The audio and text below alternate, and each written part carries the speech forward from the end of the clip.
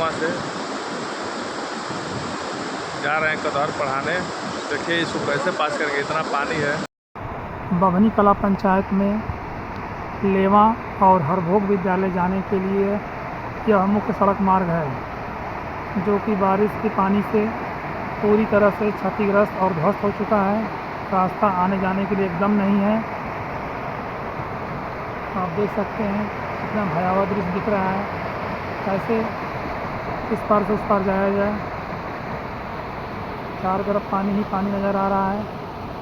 रास्ता एकदम ध्वस्त हो चुका है। नमस्कार सिद्धार्थ जी, ये खबर आपके लिए भी है और ये खबर बिहार के मुख्यमंत्री जी के लिए भी है और ये खबर बिहार की जनता के लिए भी है। जरा इस खबर को बहुत ही गौर से, बहुत ही ध्यान से देखिएगा, क्योंकि इस खबर के सहारे बहुत सारी चीजें समझी जा सकती हैं।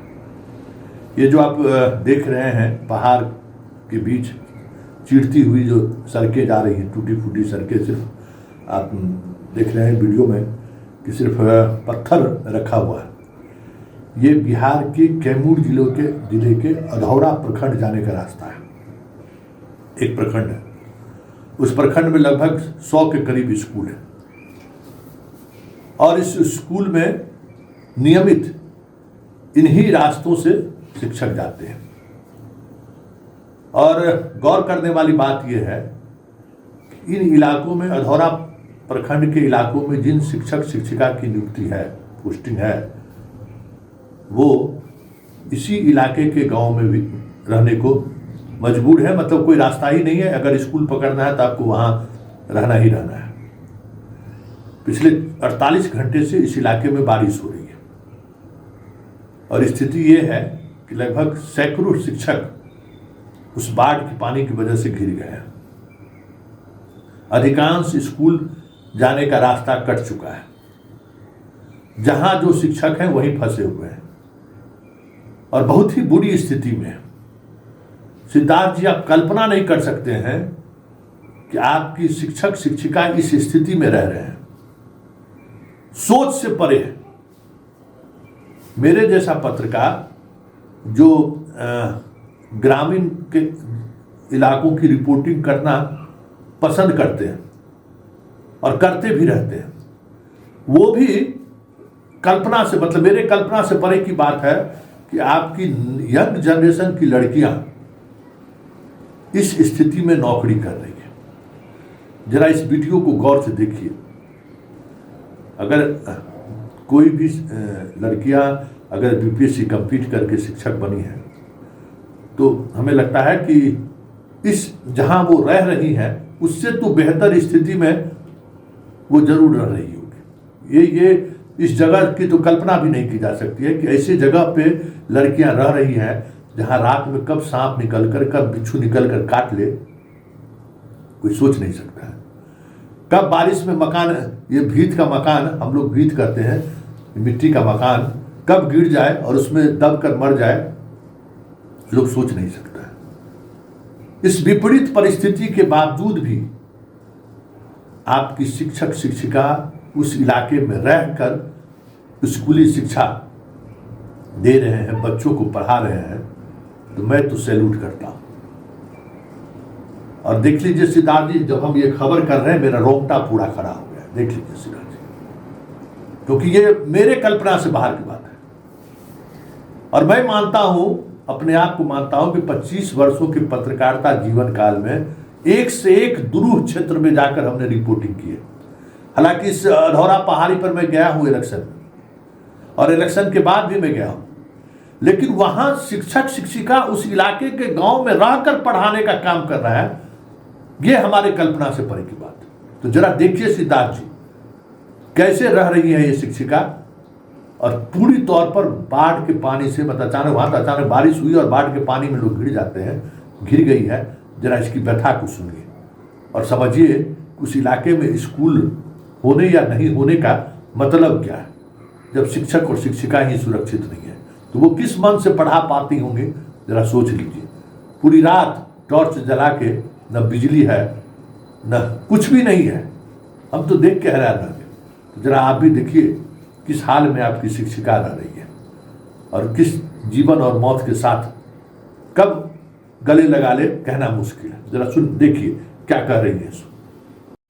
प्रणाम सर, हम लोग वर्तमान में कैमूर जिले के अधौरा प्रखंड में कार्यरत हैं। वर्तमान में यहाँ की स्थिति यह है कि यहाँ पर पीने की पानी भी उपलब्ध नहीं है। यहाँ न बिजली है न संसाधन है सर। यहाँ का क्या ही कहा जाए। कल रात्रि में यहाँ तो सांप भी निकल गया था और हम लोग रात को जैसे तैसे बाहर समय बिताएं। यहाँ पे लाइट न होने के कारण हमेशा जंगली जानवरों का भय बना रहता है और कभी कभी तो यहाँ पे जंगली जानवर भी आ जाते हैं। यहाँ की स्थिति बहुत ही दयनीय है। पानी पीने की समस्या हमेशा बनी रहती है। वर्तमान स्थिति यह है कि पानी पीने और नहाने के लिए हम लोग बारिश का पानी इकट्ठा कर रहे हैं महोदय। यहाँ छप्पर से पानी जो चूहा का पानी इसे बोलते हैं, यहाँ यही हम लोग इकट्ठा कर रहे हैं। अब इसी से नहाएंगे, धुलेंगे, हम लोग बर्तन साफ करेंगे। ना टॉयलेट है यहाँ पर। भौतिक संसाधन की भी अनुपलब्धता है महोदय। यहाँ पर देखिए महोदय, यहाँ से कल सांप निकल गया था। हम लोग रात भर बाहर बिताए महोदय। यहाँ की स्थिति ये है। हम लोग यहीं इसी गांव में रहते हैं महोदय। यही हमारे रहने का स्थान है। कल रात भर बारिश हुआ जिसकी वजह से हम लोग के छत से पानी टपक रहा है। झोपड़ी के छत से पानी टपक रहा है। सर आपसे विनम्र निवेदन है कि हम अधौरा के शिक्षक शिक्षिकाओं का भी दर्द को समझा जाए। कम से कम यहाँ के लिए महोदय कुछ ना हो सके तो कम से कम रोटेशन का ही कार्यक्रम लाया जाए। यहाँ पे लाइट न बिजली है सर। हम ना बिजली है यहाँ, फोन तार से जला के काम करते हैं अपना। देखिए महोदय, यहीं हम लोग रहते हैं महोदय। यही हमारी स्थिति है। यहाँ देखिए कितना खतरा है। यहाँ बार बार हम लोग गड्ढे को भरते हैं। सांप निकलने का भी डर बना रहता है हमेशा। यहाँ पे म्यूचुअल ट्रांसफ़र के लिए भी कोई नहीं आना चाहता है सर। ऐसी जगहों पे महोदय कौन म्यूचुअल ट्रांसफ़र के लिए आना चाहेंगे। हमारी भी व्यथा को समझा जाए सर।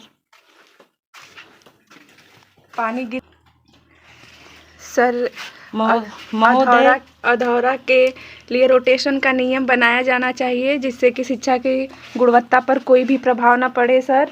बस हम लोगों ने स्थानांतरण के लिए भी आवेदन किया था, लेकिन पता नहीं किस वजह से हम लोगों का स्थानांतरण नहीं किया गया। देख लीजिए क्या स्थिति है। आज की लड़कियां उस परिस्थिति में भी गांव में ऐसे घर में रह रही है जहां कल्पना नहीं किया जा सकता है किस तरीके से वो रह रही होगी, कैसे खाना बना रही होगी। अब सोच लीजिए, हर वक्त सांप का खतरा है, बिच्छू का खतरा है। उधर बिच्छू भी बड़ा खतरनाक होता है, फिर भी आपकी शिक्षिका डटी हुई है। ऐसे में उस क्षेत्र में काम करने वाले तमाम शिक्षक शिक्षिकाओं को विशेष हमें लगता है कि जैसे पुलिस वगैरह की पोस्टिंग जब नक्सल प्रभावित इलाकों में होती है ना, तो 12 महीना के बदला 13 महीना का दरमाहा वैसे भी मिलता है और भी फैसिलिटी मिलती है। तो उस इलाके में पढ़ाने वाले शिक्षकों को विशेष मानदेय भी मिले। और इन शिक्षकों का मान जो हमारी आज बातचीत हुई है कि वहाँ पहले जब भी पोस्टिंग होती थी ना तो रोटेशन में होता था कि 6 महीने के लिए कोई शिक्षक गए तो फिर 6 महीने के लिए उनको बाहर बुला रहे, क्योंकि ये हमेशा यहाँ इस तरीके की इस परिस्थिति में शिक्षक का रहना बहुत मुश्किल है। देखिए आज ही सुबह सुबह उस इलाके की बाढ़ की क्या स्थिति है, जरा देख लीजिए किस तरीके से सड़कें टूट रही, एक सड़क टूट गया, सारा मार्ग बाधित।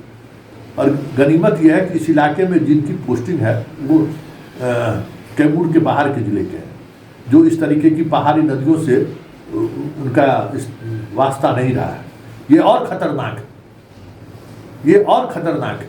इसलिए कोई घटना घट जाए इससे पहले हमें लगता है कि सरदार जी कोई बड़े फैसले लेने की जरूरत है कि इन इलाकों में जो आपके स्कूल हैं उसमें शिक्षकों की सुरक्षा पहली प्राथमिकता होनी चाहिए, क्योंकि शिक्षक सुरक्षित रहेंगे तभी वो मन से बच्चों को पढ़ा सकते हैं। ये वीडियो की नौकरी नहीं है, ये पंचायत सचिव की नौकरी नहीं है, ये आंगनबाड़ी सेविका की नौकरी नहीं है, आप डॉक्टर को अधौरा पंचायत में पोस्टिंग कर दीजिए, एक भी डॉक्टर रहने को तैयार है? नहीं रहने को तैयार।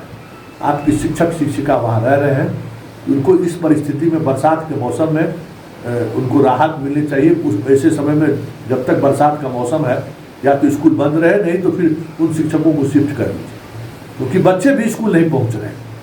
ये भी इस बारिश में जो वहाँ के स्थानीय बच्चे हैं 4-4 नदी पार करके शिक्षक आपके जा रहे हैं स्कूल पढ़ाने के लिए।